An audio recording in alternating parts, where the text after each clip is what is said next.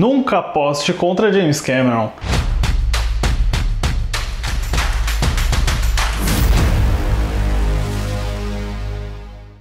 Olá, fãs da sétima arte, meu nome é Lucas Nascimento e esse é o Lucas Filmes e hoje estou aqui para falar sobre Avatar, o Caminho da Água, o tão aguardado novo filme dirigido pelo James Cameron. Mas antes, vou pedir para você curtir esse vídeo, se inscrever no canal e ativar o sininho para não perder a notificação dos próximos vídeos. Finalmente, depois de 13 anos do lançamento do Avatar original, lá em dezembro de 2009, James Cameron retorna mais uma vez com a primeira das prometidas 4 continuações de Avatar. Eu ainda lembro lá para 2011, 2012, não lembro exatamente o ano, né? Já foram tantos em que eles anunciaram que Avatar teria não uma, mas 4 continuações e que o James Cameron faria um processo bem diferente para desenvolver esses filmes, que seria montar como se fosse uma sala de roteiristas, né? Um processo muito mais natural na televisão, onde ele iria desenvolver as histórias desses 4 filmes e ele comparou também a abordagem dele com O Senhor dos Anéis, mas ele disse numa entrevista que, bom, para fazer O Senhor dos Anéis, primeiro eu preciso ir lá e escrever todos os livros antes. Então o James Cameron contou com a ajuda de vários roteiristas para dar vida a essas continuações. Todos eles já são creditados nesse segundo filme, mas cada um deles tem uma dupla ou um roteirista único principal trabalhando junto com o James Cameron. Com as duas primeiras continuações, O Caminho da Água e o terceiro filme, o Cameron fez uma produção back-to-back, ele gravou o 2 e o 3 juntos num processo de live action e captura de performance que começou lá em 2017, foi terminar em 2018 e depois 3, 4 anos de pós-produção, de masterização, de efeitos visuais, né? Uma tecnologia um pouco mais avançada do que a do primeiro filme. E vejam só, né, gente? O Cameron começou a fazer essas continuações antes da Disney comprar a Fox. Então eu imagino até que nesse contrato aí da Disney para comprar a Fox já ter tipo uma página inteira só falando sobre James Cameron e Avatar, porque definitivamente esse é um cara que não ia querer nenhuma interferência de estúdio. Imagina a Disney pedindo para o James Cameron lançar Avatar 2 diretamente no streaming. Então, com esse orçamento gigantesco aí que supostamente precisa de $1 bilhão para se pagar para ter algum lucro, valeu a pena esperar 13 anos para o Avatar, o Caminho da Água? Eu acho que valeu. A história do filme segue os eventos do anterior, com Jake Sully e Neytiri, vividos por Sam Worthington e Zoe Saldanha, começando uma família enquanto se tornam líderes da tribo Matkaya, em Pandora. A paz da família é ameaçada quando uma nova divisão dos humanos, liderado pelo avatar de Quaritch, vivido por Stephen Lang, retorna para Pandora caçando os membros de sua família, a fim de colonizar o território. Eu preciso confessar que, apesar de eu ser muito fã do James Cameron, eu ficava um pouco apreensivo com a ideia de um Avatar 2, porque apesar do mundo e da história que ele desenvolveu em 2009 ser cheia de possibilidades, é um universo muito rico, eu acho que o primeiro Avatar é um filme tão fechadinho, tão bem resolvido em si, até por aquela rima visual do filme começar abrindo os olhos, terminar abrindo com outro par de olhos, né? Eu ficava um pouco, tá, beleza, Avatar 2, vamos lá. E quando eu comecei a ver os trailers e teasers, você tem aquela impressão de que o Cameron e o casal Amanda Seyfried e Rick Jaffa, que escreveram a nova trilogia do Planeta dos Macacos, iriam seguir meio que aquela repetição de humanos contra alienígenas. E bom, basicamente é isso que você tem no Caminho da Água, mas eu gosto de como eles incorporam elementos novos, né? A gente tem que se lembrar, né, que se a gente fala de continuação que repete estrutura, o Exterminador do Futuro 2 é a mesma premissa do primeiro filme, só que com vários elementos novos, com várias reinvenções. E eu gosto de como no Caminho da Água, por exemplo, agora o objetivo dos humanos não é mais conseguir aquela pedrinha do Nobitanium, agora é literalmente colonizar Pandora, habitar aquela lua inteira, porque o planeta Terra tá numa condição inabitável. E eu gosto também como eles conseguem desenvolver muito bem o personagem do Quaritch, que era o vilão no primeiro filme, do Stephen Lang, vocês viram muito falando sobre ele no vídeo do primeiro filme. Ele tem um arco surpreendente aqui, né? Ele tá de volta de uma forma muito inesperada, que é explicada de uma forma muito rápida, muito simples, mas muito coerente com o tipo de roteiro e cinema que o Cameron costuma fazer. Eu adorei ver o Quaritch aqui, ele é um ótimo vilão, ele tem um arco, uma jornada que curiosamente espelha bastante a do Jake Sully no primeiro filme e também alguns aspectos do Jake Sully desse segundo filme. Como sempre, né, a habilidade do James Cameron de criar vilões formidáveis tá muito viva aí com essa nova versão azulada do Quaritch. Mas por outro lado, eu acho que tem algumas familiaridades e retornos de convenções que incomodam um pouquinho. Se no primeiro filme você tinha o Jake Sully infiltrado na tribo e aprendendo tudo sobre a floresta, sobre as criaturas e os ritos de passagem, você tem uma repetição disso aqui, porque o Jake e a família dele buscam refúgio em uma das tribos aquáticas localizadas no Recife, onde você tem essa figura dos chefes aí do Cliff Curtis e da Kate Winslet. E como o Jake e a família dele tem que aprender os costumes da tribo aquática, você tem esse segundo ato que praticamente recicla toda aquela estrutura do primeiro filme de conhecer o ecossistema, de conhecer as criaturas, de aprender a dominar uns bichos e tudo mais. É meio parecido, né? Mas felizmente a gente tem novas criaturas, novos ambientes, toda aquela criatividade deslumbrante do James Cameron e das equipes de artistas e designers dele, né, para criar toda essa vida marinha de Pandora que é muito, muito bonita de ver. É realmente muito bacana, principalmente pelo uso do 3D, né? Eu vou falar um pouquinho mais sobre isso depois.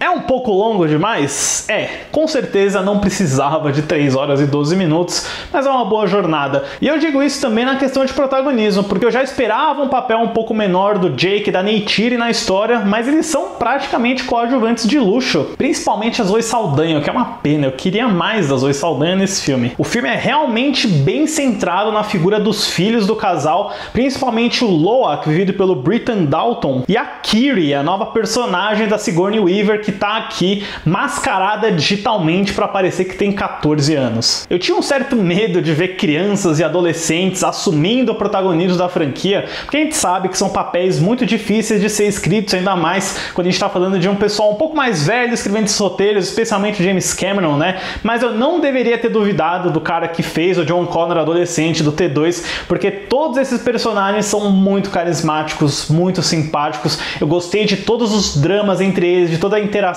de toda a camaradagem, de ver aquela grande família, né, adolescente junta, interagindo, cuidando um do outro, zoando também. Tem uma interação muito legal com esse personagem humano chamado Spider, vivido pelo Jack Champion, que é basicamente um adolescente em Pandora que passa a maior parte do tempo de máscara, pintando o corpo dele de azul para ficar junto com os Na'vi. Eu adorei essa interação e eu realmente me importei com todos eles. E isso é muito importante nesse filme. Mas assim, eu preciso muito falar sobre o aspecto de Avatar 2 que eu menos gostei, que na verdade eu detestei, que é a trilha sonora do filme, né? O primeiro filme tem uma música muito bacana do James Horner, que infelizmente faleceu em 2016 num acidente de avião, e o James Cameron resolveu passar a função de compositor do filme novo para o Simon Franklin, que era um assistente e produtor que trabalhou junto com o James Horner na trilha sonora do primeiro filme.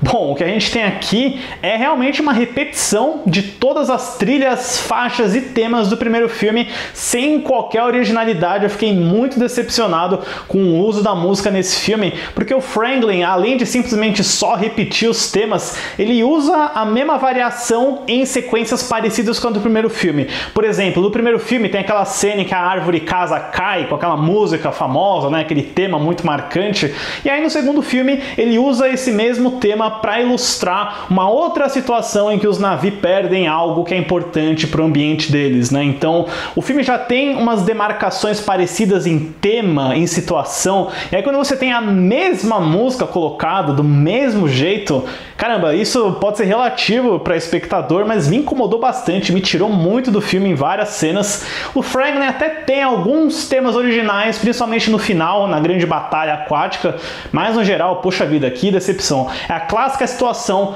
Thomas Newman Spectre. Você fez uma ótima trilha para Skyfall e em Spectre você tava com muita preguiça e só trouxe de volta tudo que você fez. Isso é a pior coisa do filme inteiro para mim, de longe. Mas, né, voltando aos positivos, falando especificamente sobre o James Cameron, ele não decepciona. Como vocês viram no meu especial sobre toda a filmografia dele aqui no canal, ele é um cara que sabe fazer espetáculo como ninguém e tá sempre 2 passos à frente em revolucionar tecnologias, buscar novas formas de trabalhar efeitos, câmera e ação. E O Caminho da Água é literalmente um James Cameron sem freio. As tomadas embaixo d'água são espetaculares, o trabalho de computação gráfica dos Na'vi é ainda mais impressionante e refinado. E eu também gostei de ver como Cameron retomou a parceria parceria com o diretor de fotografia Russell Carpenter, que fotografou Titanic e True Lies, e acho que juntos eles fazem um trabalho muito mais interessante do que o do Mauro Fiore no primeiro filme, para realmente trabalhar novas soluções com a luz, com desfoque, com movimentos de câmera. É cinematograficamente muito mais refinado que o primeiro filme e garante possibilidades muito legais que não tinham no primeiro, como por exemplo, essa ideia de que tem um eclipse em Pandora que cria uma espécie de noite no meio da batalha, que é muito legal, ou até o brilho muito característico da personagem da Kiri, da Sigourney Weaver, que aliás, né, um mistério à parte essa personagem, eu quero muito saber mais sobre ela em próximos filmes, né? A ação é toda muito bem feita, como sempre, e agora o Cameron pode fazer tudo que ele fez no primeiro Avatar, mas embaixo d'água. Eu senti falta de alguns dos veículos mecanizados do primeiro filme, né, mas eu com certeza pirei em ver uma nave em forma de caranguejo ou um exoesqueleto que é muito mais atlético do que o do primeiro filme, né? Rende uma ceninha muito curta com a Edie Falco, a nossa gloriosa Carmela Soprano, de Família Soprano, né?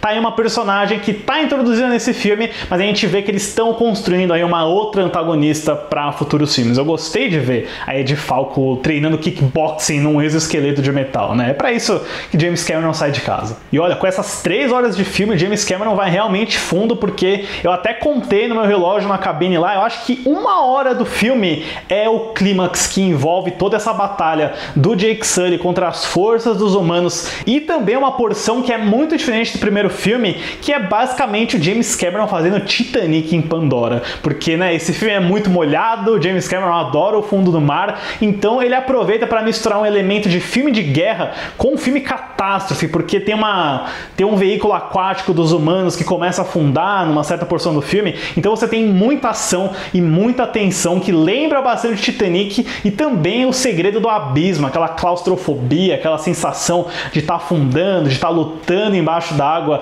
Foi um greatest hits dos filmes mais molhados do James Cameron, só que numa escala muito, muito maior. Tudo bem, eu sei que uma parte de mim foi esperando um Aliens, um Exterminador do Futuro 2, né? Mas o James Cameron já fez 2 das maiores partes 2 de todos os tempos, e eu acho que seria demais pedir mais uma pra ele, né? Eu acho que Avatar: O Caminho da Água tem alguns probleminhas, eu acho que ele é um pouco longo demais, eu acho que ele não precisava de tudo isso, eu tive esse problema muito grande com a trilha sonora, né? Muito específico da minha parte, mas no geral eu gosto de como esse filme expande a preocupação com a família do Jake Sully. Eu acho que ele tem partes emocionais muito bem feitas, muito fortes, a ação é um espetáculo à parte, né? Eu nem tenho que comentar sobre isso. Gostei muito da fotografia, do 3D. Eu acho que o Cameron consegue fazer um uso do high frame rate, que são aqueles frames um pouco mais acelerados, a imagem fica um pouco mais rápida, mas ele é muito inteligente em ser talvez a primeira pessoa em Hollywood que usa essa tecnologia do frame rate só para cenas de ação. As demais cenas de diálogos, de interações normais, são no tradicional 24 frames por segundo. Eu ainda não sei como que vão estar as exibições do Avatar no formato, precisa ver na bilheteria se vai ter uma opção de frame normal ou de high frame rate, enfim, uma questão um pouco mais técnica. Mas enfim, definitivamente confiram Avatar: O Caminho da Água, porque eu acho que não vai ter um espetáculo tão caprichado tecnicamente que nem esse daí por um bom tempo. Para Avatar: O Caminho da Água, eu dou uma nota 8. Deixem nos comentários depois suas expectativas para Avatar 2 e também voltem aqui para falar o que vocês acharam. E eu aproveito para agradecer todo mundo que assistiu, que acompanhou o especial do James Cameron que eu fiz lá em agosto, setembro, na época que o primeiro filme estava voltando às telas, né? Para coroar tudo, eu vou fazer ainda nessa semana um ranking com todos os filmes do James Cameron, do pior ao melhor, incluindo Avatar: O Caminho da Água. Certo, pessoal? Obrigado pela visita e até a próxima sessão.